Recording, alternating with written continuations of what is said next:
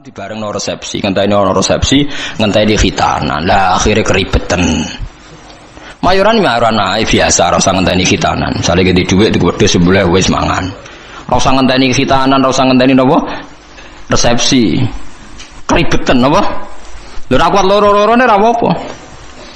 Kados Nabi Ibrahim kan ngoten nggih, wonten tamu malaikat langsung sebut di Qur'ane. Faja'a bi ajlin hanid. Langsung di sebelahna napa pedet. Iku mayoran ta ora? Mayoran. Jadi aja sampai dak bus solihin watake wong saleh iku kalah enak ambek watake wong dolim. Kok wong saleh di kecenderungan seneng wong napa? Dolim. Ya aja terus nak terus mari ati mati. Selain ra kuat maksudnya karuan ra kuat tuh karuan sebabnya ora karuan. Mau sampean roh ben roh bahwa semua ini demi kalimat napa? Tauhid. Mulane mayoran dibakas jejer Ka'bah. Ngene iku ja'alallahul Ka'batal Baital Harama qiyamal linnasi wasyahrul harama wal hadiya wal qalaid. Terus dalika li ta'lamu annahu ya'lamu ma fis samawati wa ma fil ard. Mayorane wong Islam ndak ape-apa oleh paling ben roh nak kabeh nikmat iki minau wa. Ya kok kembaline ilau wa. Misale kowe mangan, wong Islam nak mangan ndak ape-apa ben kuat ibadah. Ndak apa-apa. Artinya kalau tauhid wis bener kok mangane ya ben kuat ibadah. Engko misale anak mbok jajakno seneng ben seneng ngaji. Ndak apa-apa. Wong saleh orientasine ndak apa-apa. Misale anak mbok jajakno seneng, engko ben seneng ngaji. Lha iku jenenge walakin jihadun wa niyatun. Ujung-ujunge niatem iki sing mengawal prilakune Nah, dadi mbok jajakno enak tapi niate ben seneng ngaji. Jadi kula suwun mulai sakniki bojomu servis ben seneng ngaji. Lah wis kliwat yo, cara watakam kan wis. Nak bojo kula dereng kliwat mulai pertama rabi tak ngandani. Piye wae aku sok ben ade anak, kowe langsung nomor 7, wis ra iso ditawar. Piye wae ke anake wong iku anakku, wis ra iso mbok tawar. Tak tanam tenan. Endi ana cerita Nabi bakas bojo ra ono. Siti Hajar ngewangi bangun Ka'bah disebut Quran disebut Ismail tok tak bombardir wis pokoke bendene ora anak. Mandi nganti sakniki gak pede ngadepi anak es. Angger lapor anake nakal dekne kecewa semenenge mesti dibela bapake dekne ainul yakin hakul yakin. Ainul yakin hakul yakin. Dan yo ora tahu pancen pokoke nek konflik be anak aku yo ora salah benere pokoke mesti bela anak saya. Ya mungkin saya terlalu tapi itu daripada aku ora konsisten. Artinya cara teori militer sekali saya trader pisan kan dene biar gak mesti kan repot kan itu kan merugikan saya. Jadi aku ora iso kaya tetep. Lah ada itu. Jadi aku tapi ojo tiru iki cerita mawon iki cerita betapa fanatik saya pada anak. Mergo kabeh nabi dengan apa fahab li milladunka waliyah yarisuni wa yarisu min ahli Yaqub sing dijaluk tetep yuk turunan anak lanang. Rabbi habli min ladunka dzurriatan thayyibah. Jaluke anak turun sing saleh. Jarang Nabi bakas bojo. Lah saiki kiai-kiai udah senengane kepen di bojo sing nurut. Lali gak nyebut kepen anak nurut lah, bojone nurut anak nakal-nakal. Mergo klirune senengane kok orientasine kepen di bojo nurut nyenengno wong lanang. Mboten ate kula ndonga dulu tenan. Pengen di anak sing nurut. Ya misalnya di anak 5 nurut mek kowe. Sak omah 6 bojo sitok minoritas wedi ya nurut. Karena anak 5 nurut kowe bojo minoritas ya. Sak omah wong 6. Lah anak 11 nurut kowe kabeh tambah minoritas kan.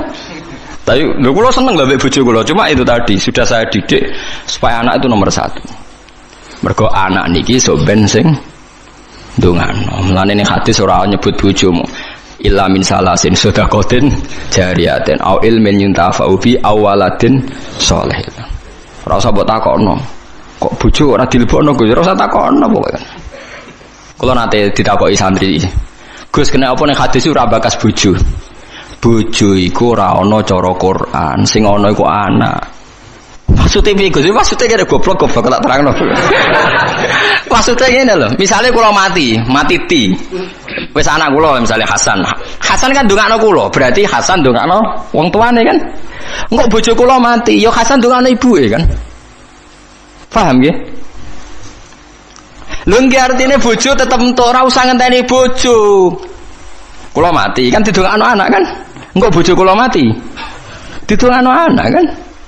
Artinya bojoku entuk ya mergo pada akhirnya bojoku ibu kan bagi anaknya kan. Ibu. Lah terus kowe kepengin misalnya ngene Ruhin.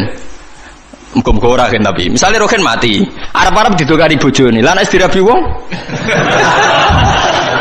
Lho kan akeh kan rondo dirabi wong kan akeh. Engko bojone sing lanang mati neh, rabi meneh. Terus iku bojone sapa? Nah anak ra iso selawase anake iku sirine kena Nabi ra nyebut bojo.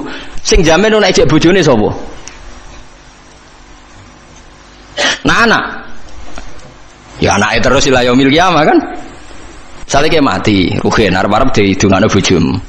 Wong iso urip bae bojone sing dirabi wong. Lah ya pegatan nak terus dirabi wong. Pemene wis apa? Artinya umpama Nabi ngendikan au zaujatin sholihatin tatulah. Ijek bojo ta ora kan? Paham ya? Lho kok berarti do takut istri kata jawab kasih do rahasia. Mboten niku tenan nggih, kula suwun tenan nggih dadi mulai ngaji niki latih. Anak kita ini sudah punya kalimat napa spesial, rupane kalimat napa tauhid. Yang kalimat ini direwangi Allah ngutus Jibril, ngutus Kanjeng Nabi Muhammad, ngutus Mikail untuk kalimat tauhid. Dan kita mendapatkan ini secara gratis dari fitrahnya, gak melalui perang, gak melalui utusan Nabi macam-macam. Kok ora mbok hormati ku piye? Lucune kita sering kecewa hal-hal sing hadzun nafsi. Misalnya anak bukan mijeti ra gelem terus kecewa. Wah, anak ra nurut wong tuwa. Oh, dasar anak nakal ngene-ngene. Iso ae cara pangeran, oh wong tuwa goblok, barang ra penting sih dianggap penting. Lah pangeran ngendikane ngono piye? Aku yakin pangeran ning aras ngendikane ngono. Oh, dasar orang tua bento, barang ra penting sih dianggap penting. Ayo nak pangeran takokane ngono piye? Dan mungkin kan? Karena Allah ngekek hak cacilik dolanan karwar rufi alqalamu an salasin. Wong telu ora kena dihisab. Cacilik nganti balik ayo jelas dijamin hukumnya pangeran. Ora kena disalahno. Pangeran sing pangerane ra iso nyalahno perkarane wis dijamin. Cacilik ra salat pangeran nyalahno ta ora? Mboten kan? Cacilik udo pangeran nyalahno ta ora? Mboten kan? Kowe trimo bapake. Aku yakin wong tak omongi ngono do guyu. Aku yakin pangeran ning aras ngendikane kowe wong tua goblok. Barang ra penting jadi dianggap apa? Tengok. Wong sore Gus ra gelem wadus bocah kok cara pangeran ora penting. Akhirnya mulai rubah. Bareng rubah sing anakku temeran akal anak jiran bedok kaya ora ngono. Pokoke iki ajaran iki tanamno.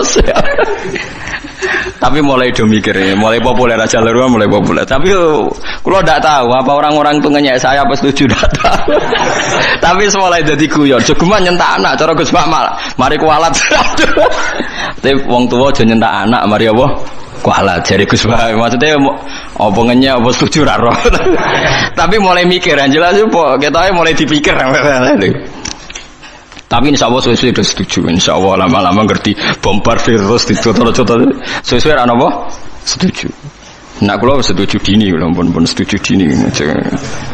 Ke sarah kula nggih hadise gini kok anak soleh sing ndongakno para nabi ngene apa wa ja'alaha kalimatam baqiyatan apa fi aqibi. Mulane Nabi Isa iku ora iso afdal kaya Nabi Muhammad. Mergo boten gadah dzurriyyah, mergo boten gadah napa? Zuriyah. Jadi termasuk beja-bejane tiyang niku sing gadah napa zuriyah. Nah soal sampean mikir engko nang duriyae nakal-nakal ngene. Wis ta, selagi ne ana kalimat tauhid ki coba kas nakal temen-temen.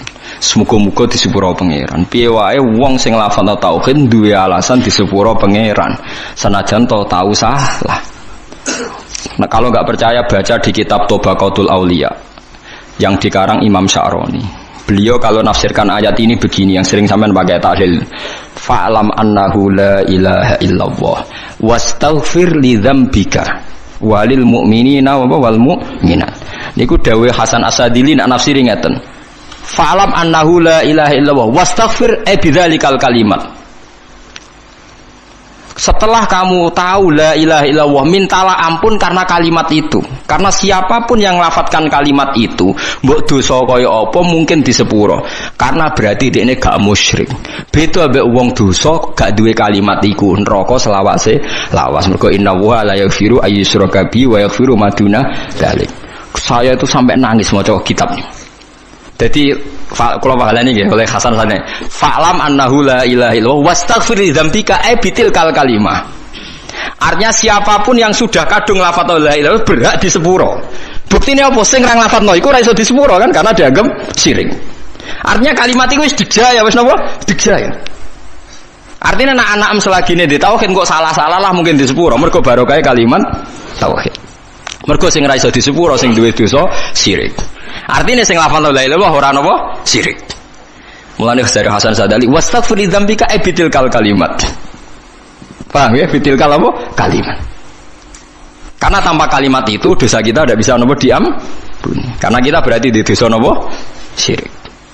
Artinya kena bayang anak putumu sebenarnya nakal-nakal kaya bapaknya kaya bayi misalnya kan berarti lah jong pokoknya gue tak titipi kalimat nopo tauhid. Lah liwat titipan kalimat iku wis iso disepuro.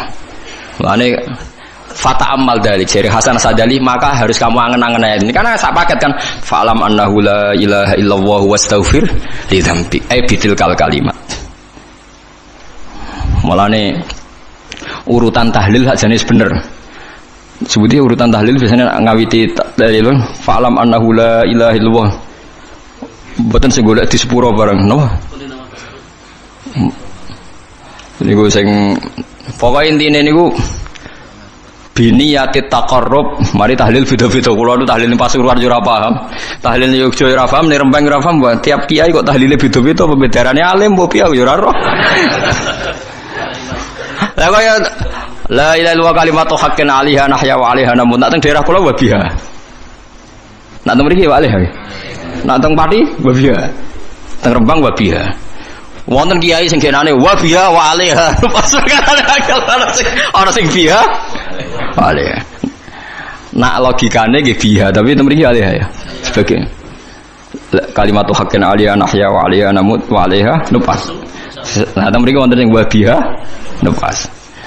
Nah, kula mimpin dalil ke wabiha genate waliha genate waliha wabiha genate lah. Iya. Jangan seneng tak mimpin dalil ora krana kula napa-napa, seneng cepete. Mun nggih mboten samaca kata-kata penting ikhlas warga mun mantep bae kula. Mun maca ping 7 mawon itu sebar wah tetes cepet. Wah, semua wong awam repot. Dilatih cepet, seneng cepet. Engko akhirnya ra eling pangeran. Dilatih suwi gremeng ya akhirnya ra eling pangeran. Angel atau wong awam wis kadung angel. Lah iya nak dilatih suwi kok gremeng, akhirnya gremengi kalimat tauhid yo elek. Dilatih cepet ora seneng kalimat tauhid, seneng cepete. Lah yo elek meneh kan.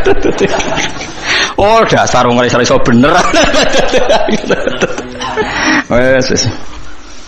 Likulli ummatin iku tetep kedhe saben-saben umat jalna gawe sapa ingsun mansakan enggo ibadah bi fathis sin wa kasriha mansikan syariatan tegese syariat hum kang ute wong akeh nasiku wong sing nglakoni ning syariat utawa ing mansak amiluna tegese nglakoni kabeh bihi bil mansak kabeh umat itu tak gawe tatanan sing beda sing dadi aturane fala yunaziuna mongko geman nentang sapa ngakeh ka ing sira yuradu den karsana bi iklan dawuh la yunaziunaka apa dawuh la tunazihum tegese aja nentang sira Muhammad hum ing kula ummah fil amri ing dalam urusan apa wae nak teng mriki amri dhabi hadis tegese urusan sesembelian isqalu nalikane ngucap sapa wong akeh ma qatallah mau te perkara qatala kang mateni sapa Allah iku ahakul we berhak antak kulu ento mangan sira kabeh ing ma qatallah mimma dibanding perkara qatal tum kang mateni sira kabeh oleh kurang ajar dadi wong kafir ya cerdas-cerdas. Mat, nak wedhus mati sing mateni sapa mat? Allah. Nah ana wedhus mati langsung lho, sing mateni sapa mat? Allah. Agamamu aneh mat, sing dipateni Allah langsung haram, sing dipateni lewat tangan manusa halal. Kudune sing mati langsung sing halal, mergo sentuhan Tuhan langsung ngono. Ora kacer ta. Wes sing lha ya umpama logikane manusa iku kamu toleransi, logika itu kan masuk akal juga kan? Mergo sing dipateni Allah langsung kok haram, sing dipateni manusa halal. Iku aneh cara wong kafir napa? Aneh lah.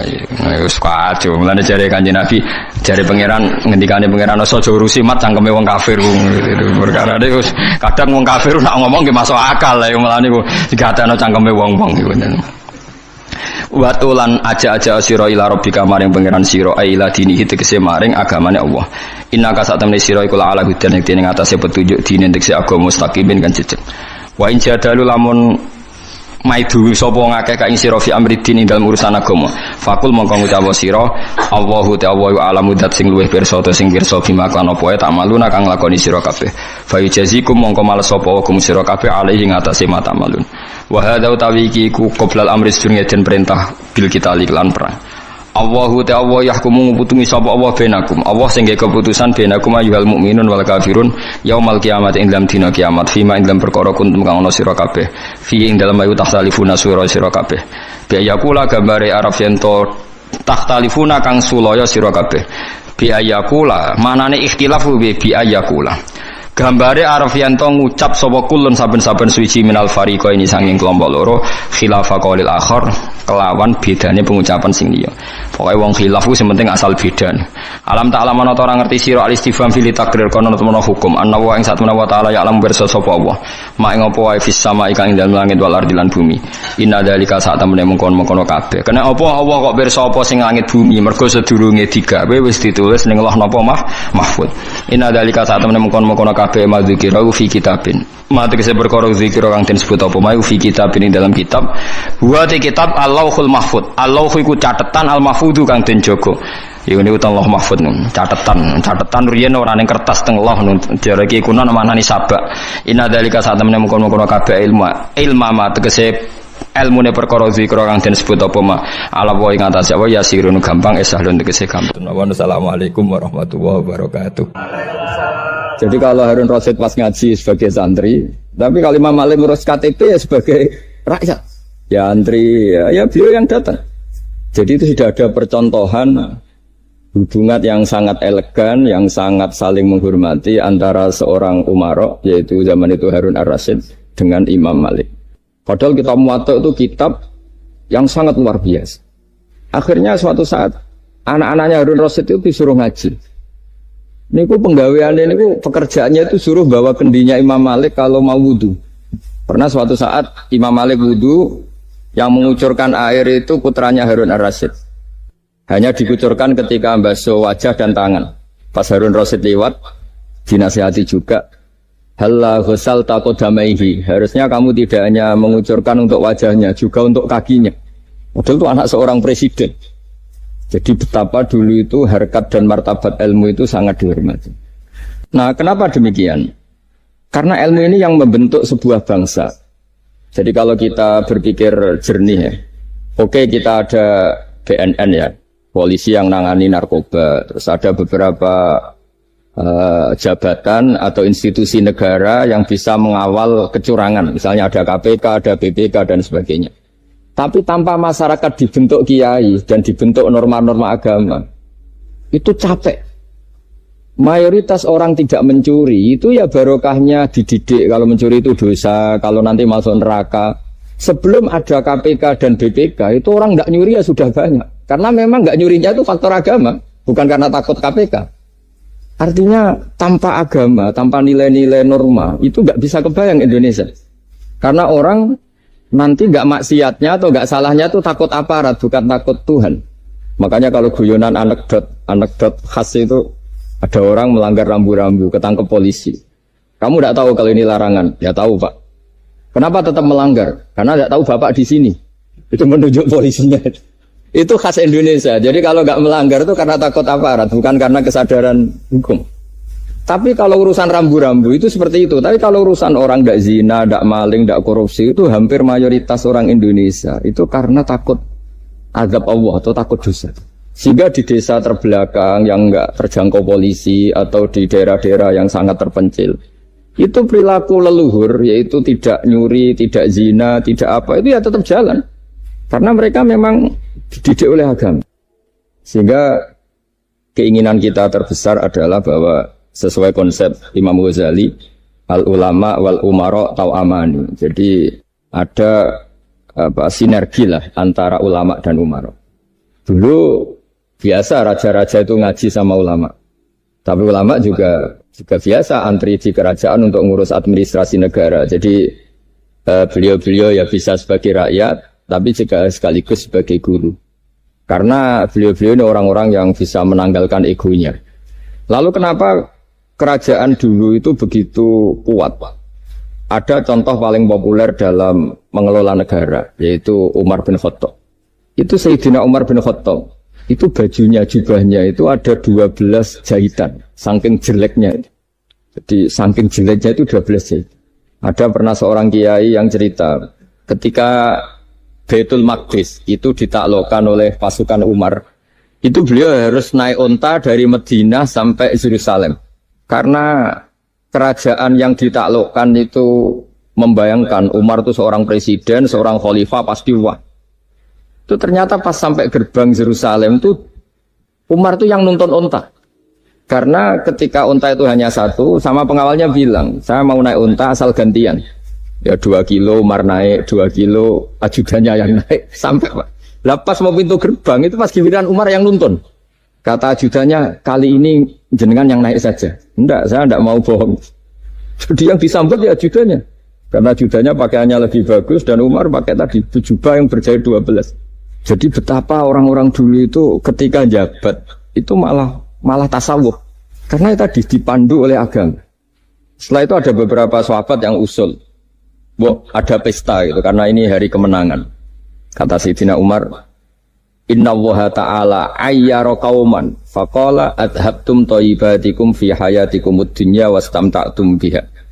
Di antara kritik Allah kepada orang-orang yang enggak benar adalah jatah kenikmatan kamu sudah kamu habiskan di dunia.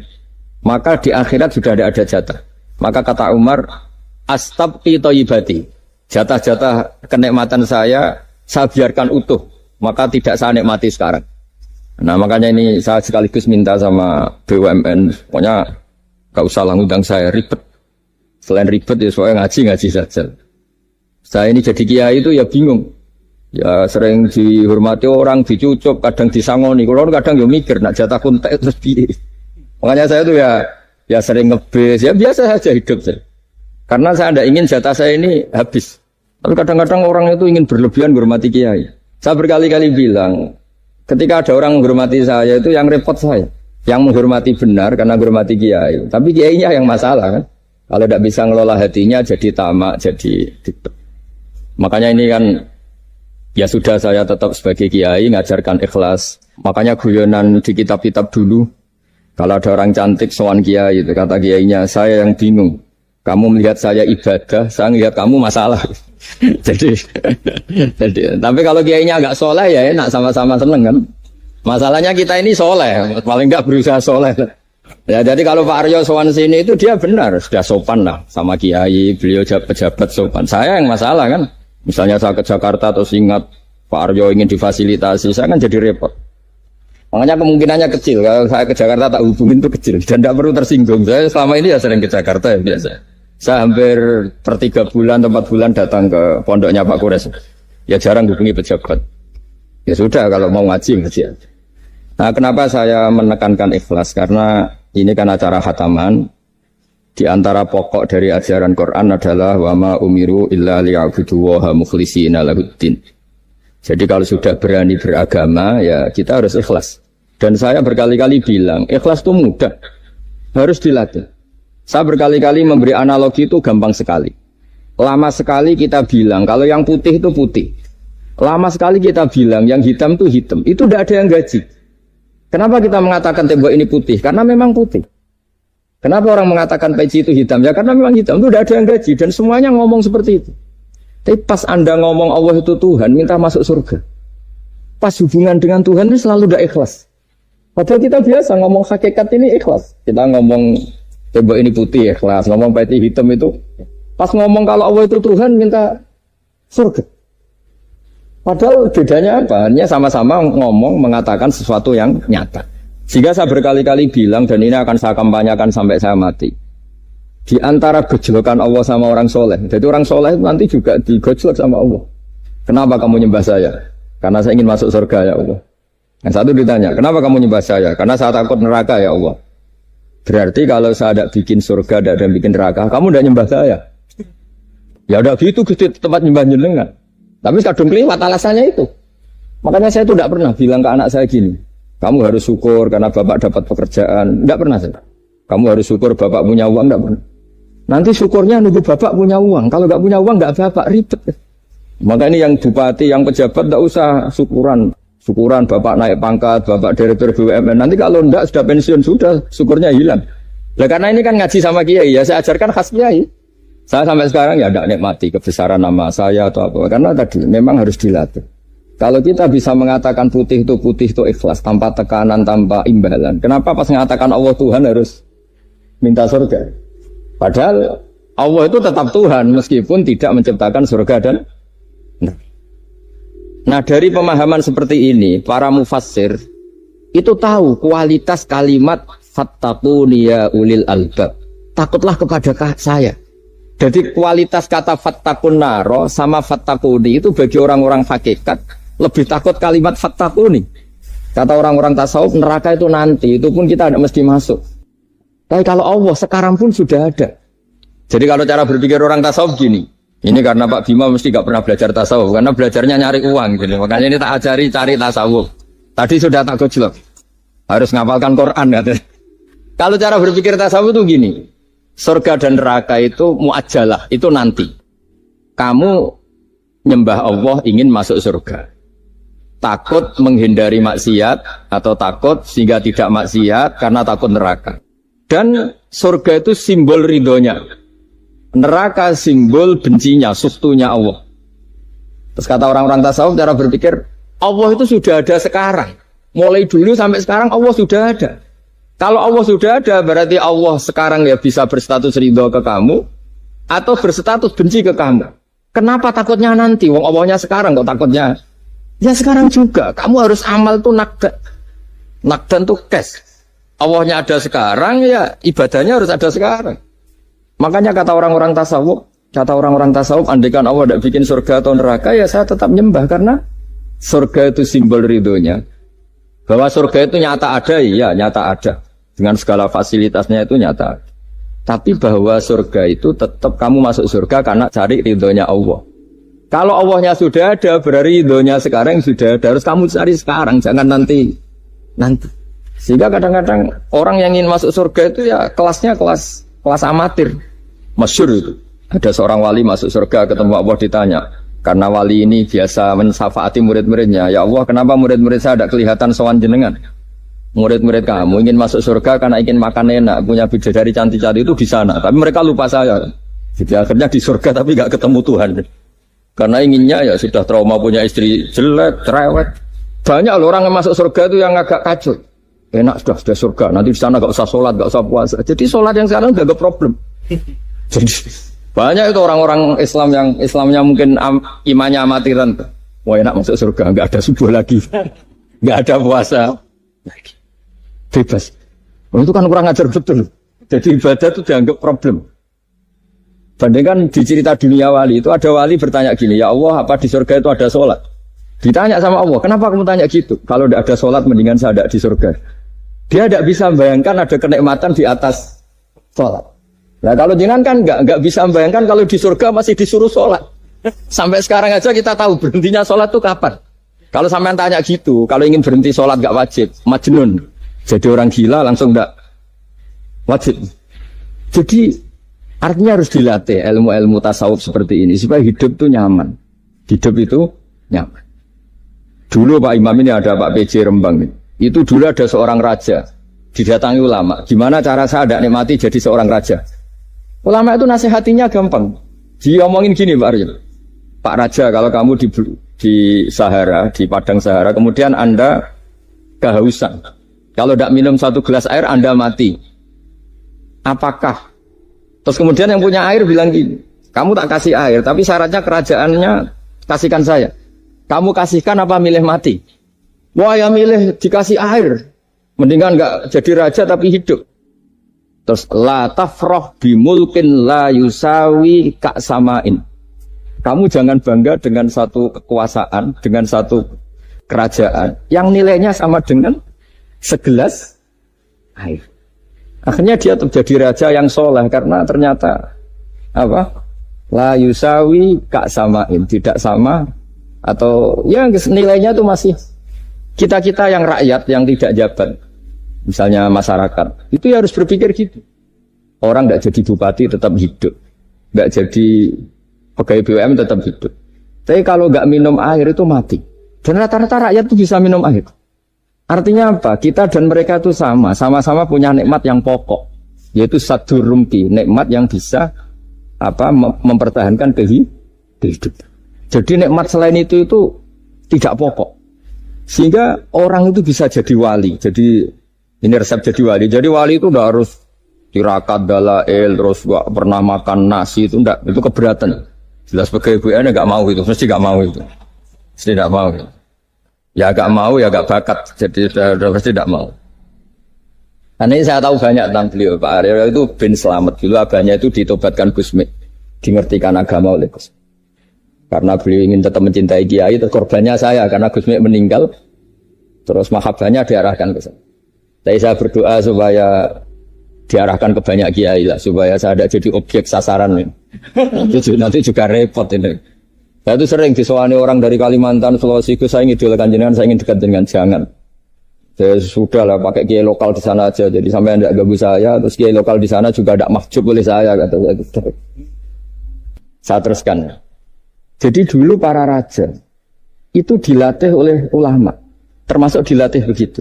Kamu punya kamar 1000, kalau tidur per 5 menit ganti kamar, karena eman sudah dibikin kok nggak dipakai. Enggak juga, punya kamar 1000 yang dipakai hanya satu. Ngapain punya 1000 yang dipakai hanya punya baju satu lemari, yang dipakai hanya satu.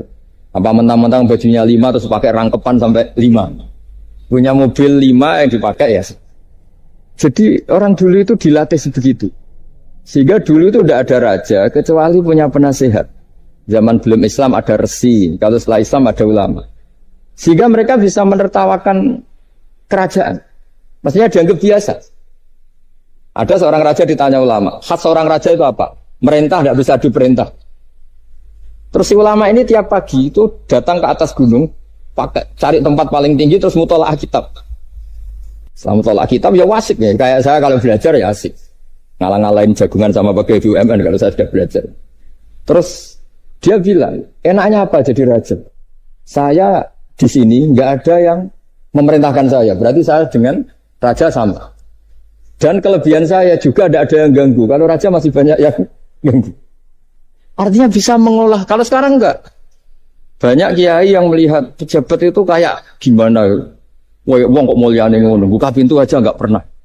Mulyane kayak gitu. Yang jenis ini dia rugi. Sudah iri. Enggak punya kenikmatan sendiri. Ulama dulu itu bisa mengelola kenikmatannya sendiri. Dengan cara seperti itu. Makanya masyhur Sayyidina Ali itu kalau malam itu diantara sebab beliau tambah dekat sama Allah. Itu diantara wiridannya itu bukan kayak wiridan kita itu enggak. Wiridannya begini. Ya Allah, kafani izzan an takuna li robban wa kafani fakhran an akuna laka abdan. Saya sebagai manusia ini sudah sempurna. Punya Tuhan engkau. Tuhan yang maha dahsyat, maha top. Kayak apa nyesalnya saya kalau punya Tuhan yang hanya sebuah batu. Hanya pahatan batu. Atau Tuhan yang mati, atau Tuhan yang kelaparan. Wa kafani fakhran an akuna laka abdan. Dan saya ini bangga karena jadi hambamu. Jadi orang dulu itu nyembah Allah itu tidak harus dengan kalimat subhanallah akbar. Tapi punya kesimpulan yang menjadikan mereka ini nyaman dengan Allah. Abu Yazid Al-Bustami itu diangkat jadi wali setinggi-tingginya. Itu diantaranya, kalau wiridan bilang gini. Ya Allah, kenapa engkau ngasih makan saya? Ini aneh.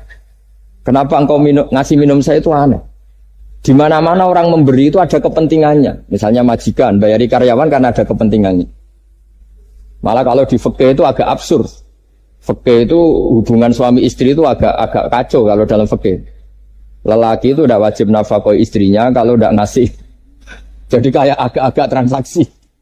Dan istrinya punya hak nggak mau diajak kalau nggak dikasih nafkah. Jadi makanya dulu Mbah Mun tuh kalau ngajar saya fikih itu ngajari wong perhitungan. Dan maksudnya wong ambek bojo kok perhitungan.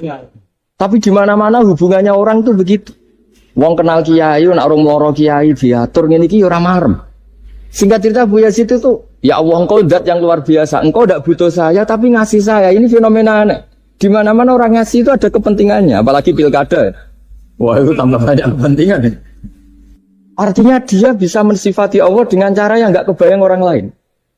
Allah itu tidak butuh kita. Tanpa kita sudah jadi Tuhan, tapi ngasih kita.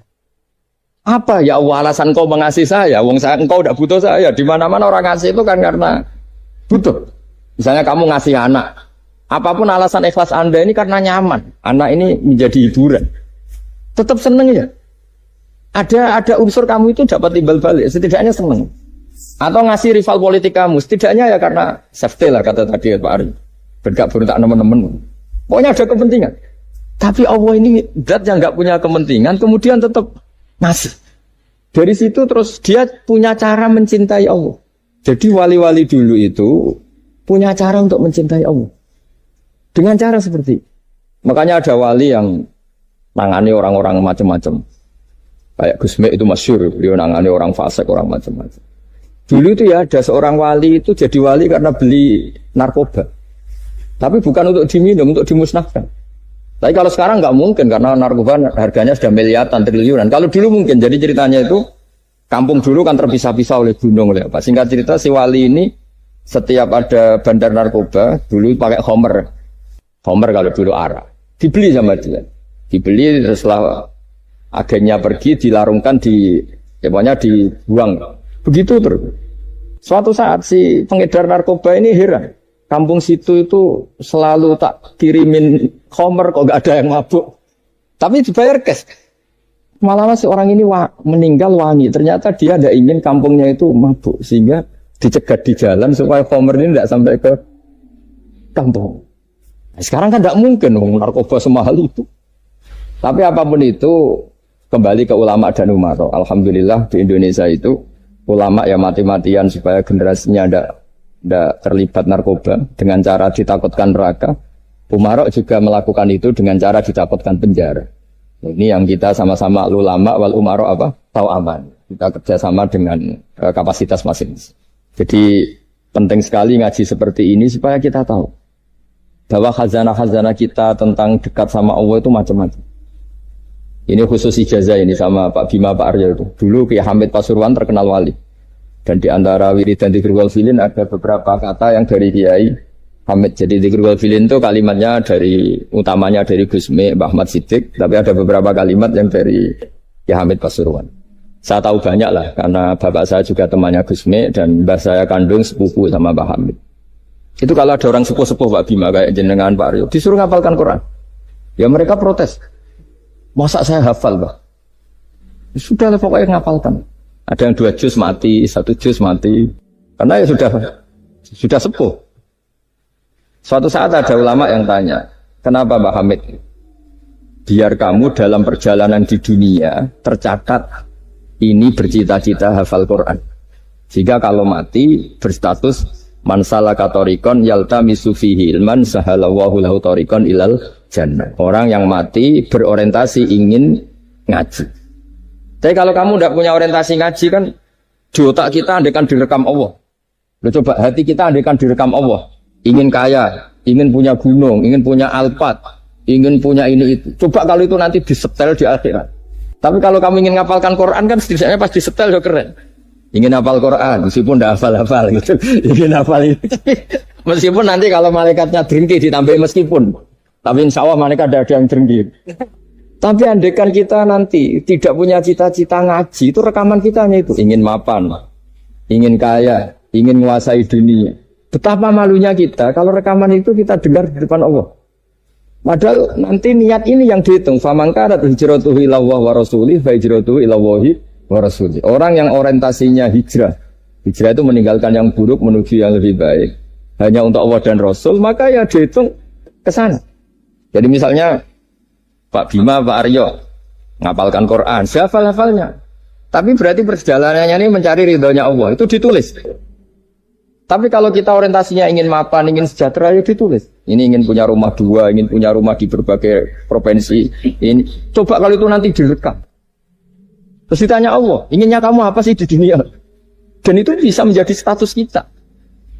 Ngeri kan? Kita ketemu Allah dengan status tidak pencari Allah dan Rasul, tapi pencari kemapa? Itu cara Mbah Hamid untuk mendidik supaya orang itu orientasinya kepada Allah dan Rasul. Disuruh ngapalkan. Ini Pak Aryo cerita, bapaknya hanya disuruh ngapalkan apa? Rabbana dalam urusan. Itu semalam nggak hafal apa? Dan alhamdulillah nggak hafalnya ditiru anaknya. Susahnya kemarin pas ngaji sama saya di kamar saya, saya punya kantor di depan rumah saya. Ya nggak hafal. Bener-bener konsisten. Jadi dulu bapaknya itu ketemu Gus Mek di hotel, dia diajarin semalam nggak hafal. Akhirnya hafal. Iya, tapi nunggu sekian tahun begitu. Jadi yang penting, jadi ulama dulu itu pinter cara menuntun umat menuju Allah dan Rasul. Diajarin. Akhirnya ada zikrul ghafilin. Penting orang itu menuju Allah dan Rasul. Setidaknya kalau direkam itu nanti saya ingin ya Allah dapat ridhomu. Kalau malam ilahi anta matlubi, wa ilahi anta maqsudi wa ridhoka matlub. Meskipun semalam hanya dilafatkan sekali, tidaknya Allah mencatat, ya Allah engkau yang kami cari, ridhomu yang kami cari. Kalimat itu kalau terulang-ulang itu menjadi mental dan lama-lama jadi status. Daripada sebelum tidur, kapan ya sugih. Jare Pak Bima, kapan gak jadi anak buah.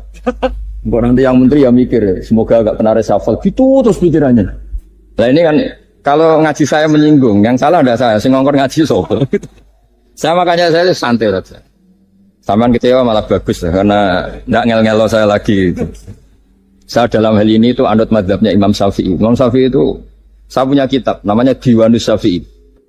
Itu kalau orang nggak senang tuh paling bagus baca. Pak Imam Syafi'i separuh kampung nggak senang jenengan. Ya bagus lah. Kalau nggak senang nggak akan utang duit, nggak pinjam mobil.